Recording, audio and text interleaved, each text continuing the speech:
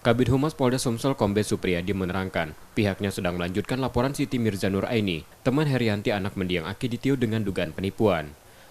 Polisi sudah memeriksa laporan dan meminta sejumlah dokumen pendukung untuk menelusuri transaksi yang dilakukan terlapor Herianti sejak Mei 2019 lalu. Iya, penipuan dan penggelapan. 378 itu penggelapan, 378 itu penipuan. Tetapi apa yang ditipu dan digelapkan kita belum tahu.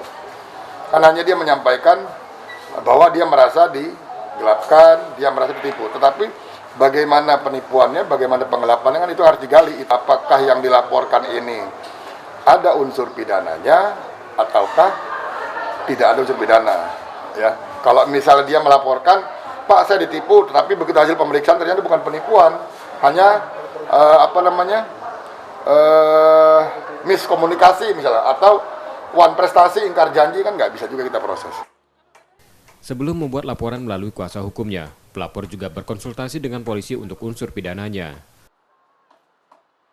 Reski Oktora, Muklas Diferensial, Kompas TV, Palembang, Sumatera Selatan.